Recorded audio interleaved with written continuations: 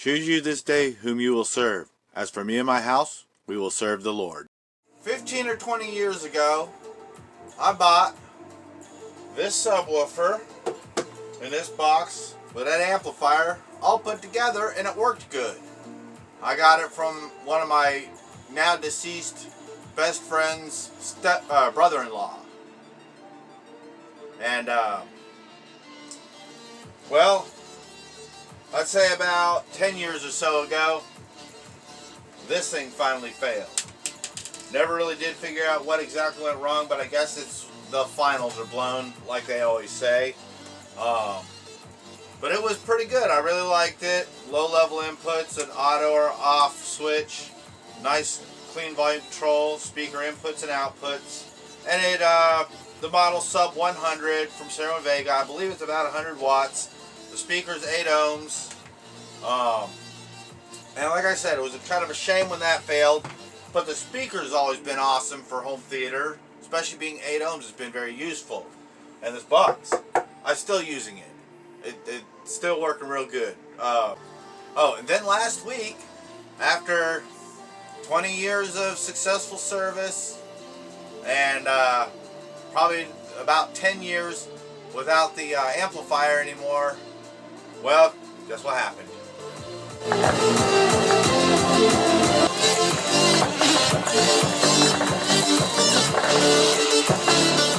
Yup.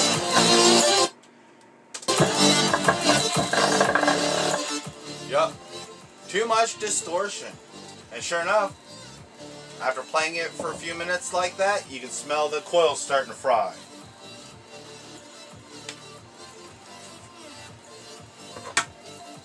So, I ordered this speaker online on eBay. They run about $30. I had actually ordered the blue speaker, and it was supposed to come in 3 or 4 days, and it took closer to a week. And so that wasn't very user friendly. But the subwoofer, other than the color, is identical. One very interesting quirk about these speakers is this material is not painted metal, it's solid plastic. So far the only troubles I've noticed is just the mounting. There's a reason why there's 8 screws, is because it mounts a lot better with 8 screws, because it wants to flex a little when you start tightening them up. After a few minutes, the voice coil wires ended up shorting it out, and I had to take the speaker out to fix it. A really bad defect, if you ask me. Could have messed up my amp. Alright, this is the replacement subwoofer installed. Now, the only issue I had was the diameter was too small for the new speaker, so I had to carve it out. I had literally ended up just kind of running out of options, so I just grabbed a drill bit, and just literally till my hands about fell off. It took me over a day of doing that before I finally opened it up good enough without going too far to put the speaker back in. And now imagine for the part we've all been waiting for. Let's watch it in action. And when you hear this box, you'll see why I've decided to keep it for so long. Because this port goes all the way back. This port goes all the way back into here. And again, good solid box, picked up off the ground, bottom firing with the port facing the same way. So it's designed for resonances shaking. Listen to that.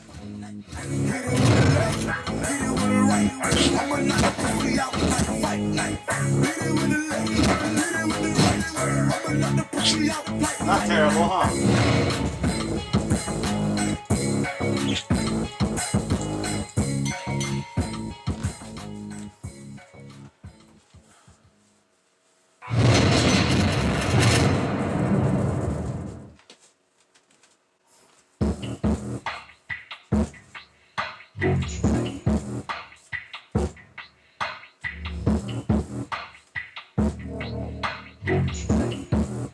Got a little bit of distortion in it. And I'm worried about putting those screws in if I can fix that up. But it's not bad if you can't notice it. like I was.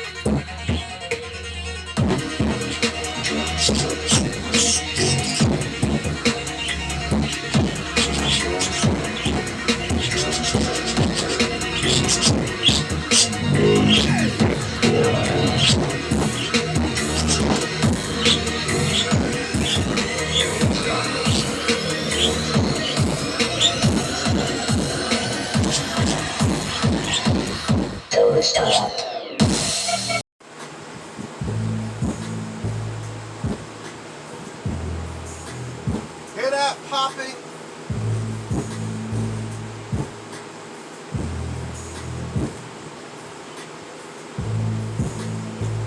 Yeah, it's this. I gotta friggin'.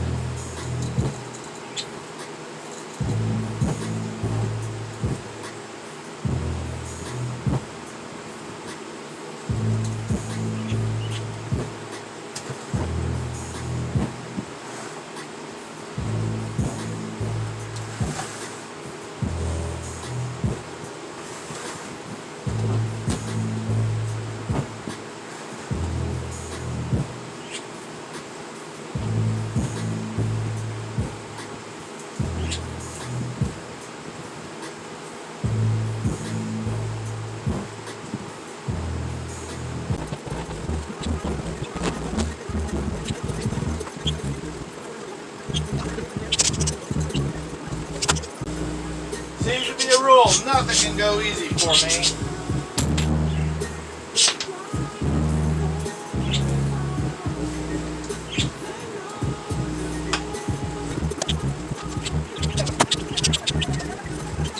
Man, what a pain in the ass.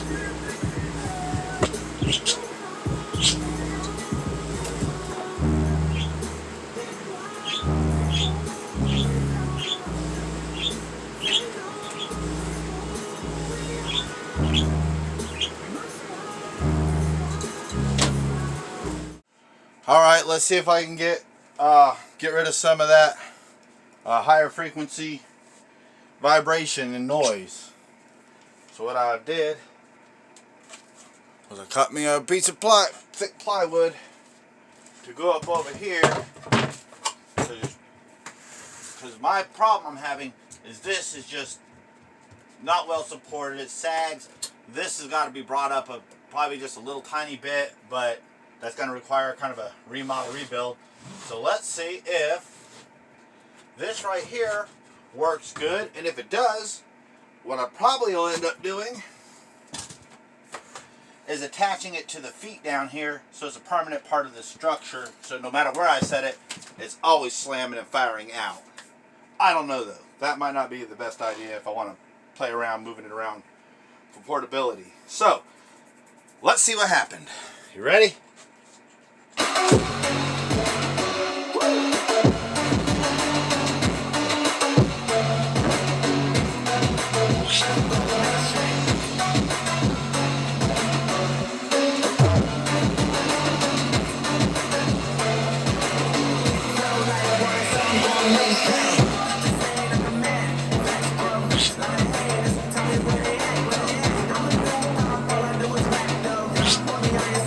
Well, didn't fix it.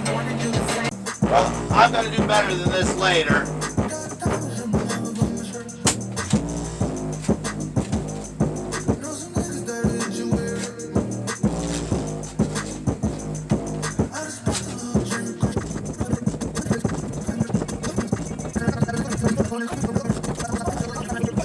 That's pretty much every little bit of it. The only little bit of noise I hear seems to be coming from the speaker itself. And again, by the time you get a few feet away from it, you don't really notice it. And maybe I can tighten that up with 4 more screws, but something tells me I'm not going to. Something tells me that just that box and that enclosure and everything else. But so that'll do it for the subwoofer, the Seven Vegas subwoofer. Now on to the epic sound. But first, here's a technical comparison between the two subwoofers. So what's the difference between these two 10-inch subwoofers? Well, obviously one's for home and this one's actually for cars. We've got 8 ohms versus 4 ohms. We've got about 100 watts RMS versus about 300 watts RMS. This one here is made of straight up plastic, and the center cone, if you will, is flat, or actually kind of caved in a little bit. What do they call it? Concave. Whereas this one is actually convex, and the material was more of a paper material, a paperboard material. The foam on this is surround, the surround on this is foam, and the surround on this is rubber. The suspension on this is pretty stiff, but it feels like it's got about the same play, and that was a real difference. This doesn't seem to be quite as loud because it's not as easy to move, but what it does put out is a lot more solid. So I'm planning on trying to get me a car amplifier and hooking up a battery and using a converter to keep the battery powered up, and running some subs, or at least this one, off of that amplifier. I got one for about $5 at a yard sale, and if it don't work, well, I've got other people donating some to me, so I think one of these days I will end up having this running off its own amplifier with its own volume control. Because right now I have this paired in on a low frequency effect channel that's sharing with that right there. And again, you saw the amplifier in that was fried. So now it's passive. Well, let's go look at another speaker that I got used that ended up having a problem over time that I solved. Kind of maybe created my own problem, maybe not. And that's my Epic Sound subwoofers. Let's check those out.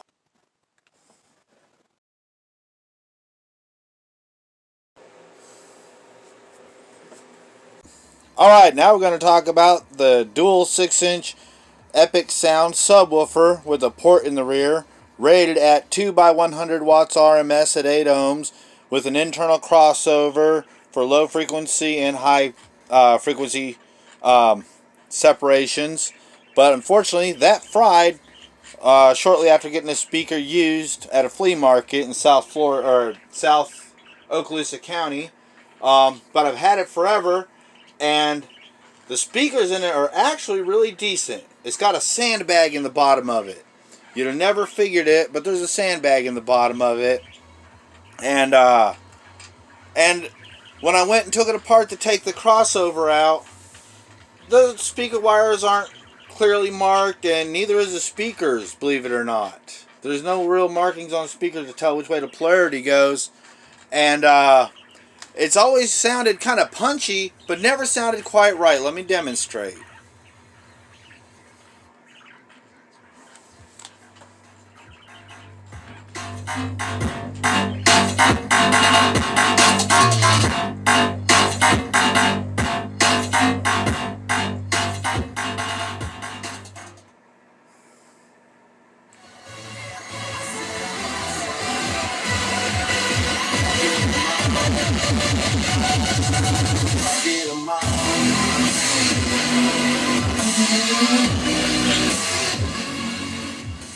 See? Halfway decent and good enough to be convincing that everything's working right. Maybe it's just, it's cheap and not responding well or something. But you watch those speakers flexing and moving around, and that thing sounds great. Was something else afoot.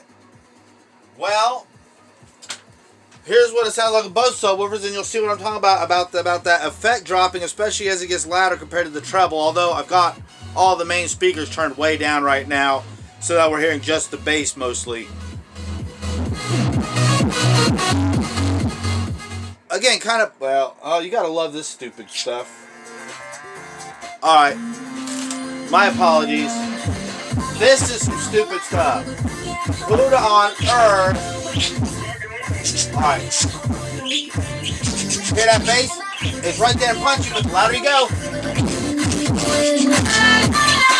Something. And see how it kind of gets louder as it goes down? And then something's wrong. Something ain't right, right? Well, I figured out what it is. It's the phase of those speakers right there. Watch what happens. Watch what happens when I reverse the polarity from the way the factory was run up.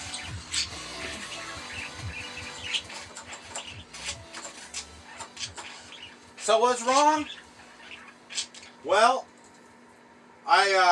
when I went to rewire these speakers up directly, I followed the wires down to the circuit board and put positive on positive, negative on negative.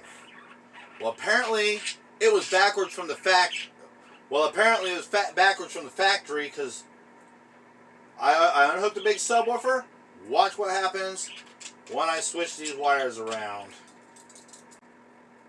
I'll play that last part of that last track. Just this subwoofer now.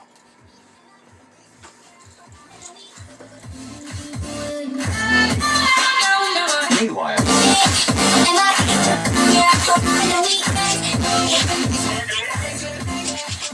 I hate this stupid short track shit.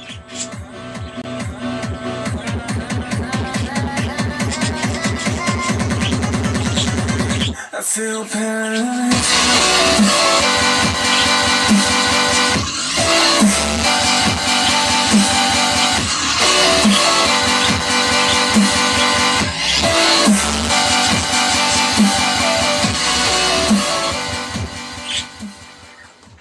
Much better, I imagine. It doesn't sound as loud in there, but it sounds much more low frequency. Then watch what happens when I hook up both subwoofers.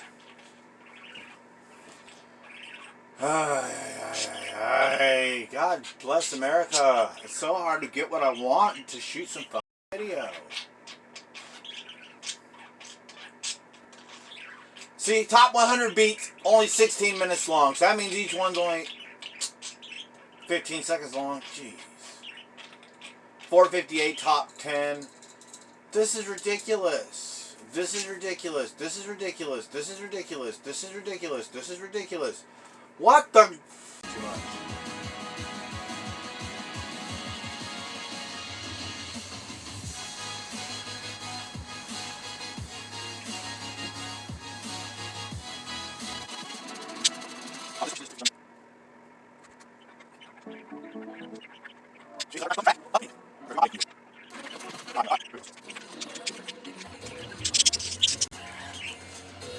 Alright, this is what it sounds like with the factory wiring.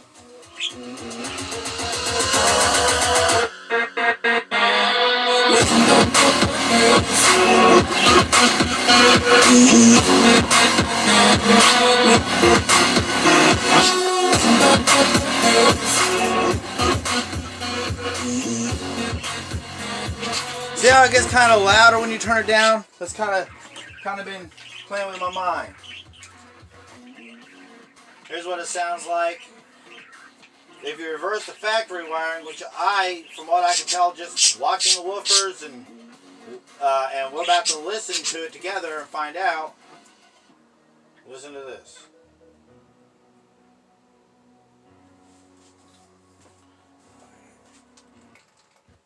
Alright, listen to this with it reversed.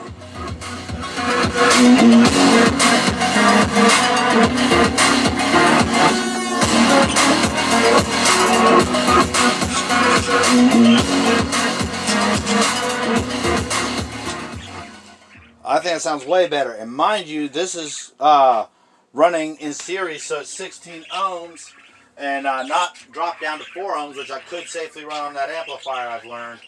But I'm not going to rewire all that just for this demonstration. Now, watch what happens. But you see what I'm talking about. It sounded really punchy in there backwards, but it was missing substance. It just didn't have what it needed on the lower end. But you can see the speakers flopping around. It was the most curious thing. You'd think that they'd have wired it right from the factory, but that's what they get for not marking it. Now, we're going to do the same test with the big subwoofer hooked up, but with the factory wiring, which is out of phase of the Epic Sound, and this is what it sounds like, and you'll see what I'm talking about. Something's the bass drops as the sound gets louder because the speakers are fighting each other instead of pushing together. They're fighting each other because that one appears to be out of phase. Listen. I'm hearing no.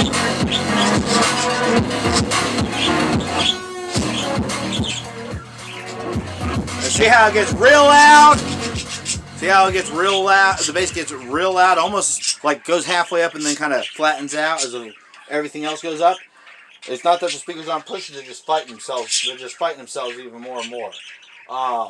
Now, let's do the same thing. Subwoofer, big subwoofer on. But again, I can hear all the deep bass coming from over there. I don't hear any deep bass coming from over here. And now, we'll reverse these. Put this thing in what I believe to be the correct wiring, which puts it in phase with all of the speakers. And since I've just got simple ported boxes, I'm not needing anything flipped around backwards. Now, let's try that with all four. With all of the wires in phase. Alright, let's try that with everything in phase now.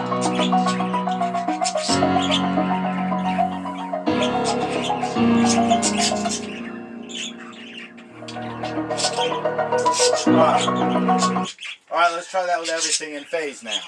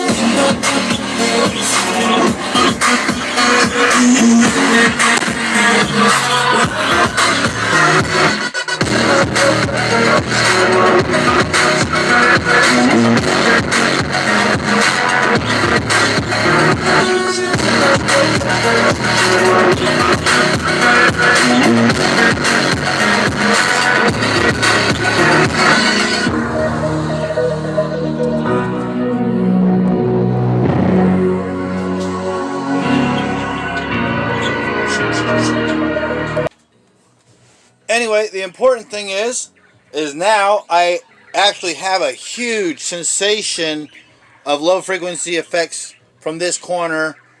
In fact, like I was saying, now that speaker is easy to respond on low frequencies, this is actually, when it's in phase, louder than that on some of the lower frequencies, which is amazing. But this is actually a lot tighter on some of the mid to upper higher frequencies now.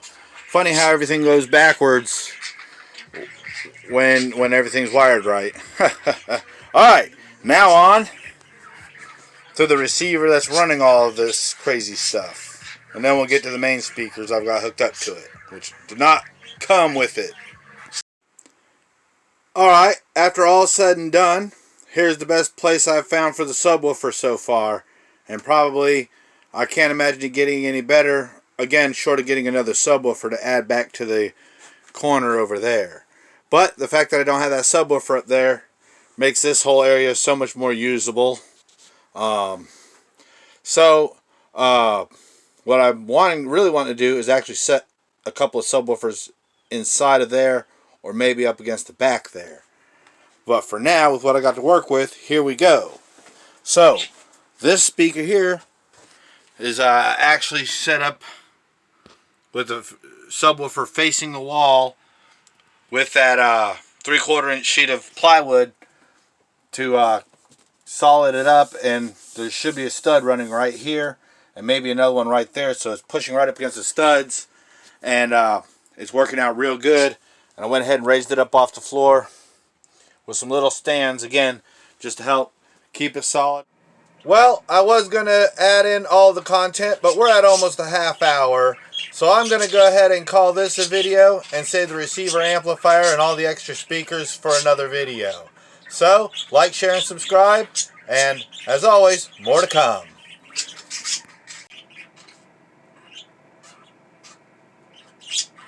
What do you guys think? Did I make a good video? Yeah? Alright.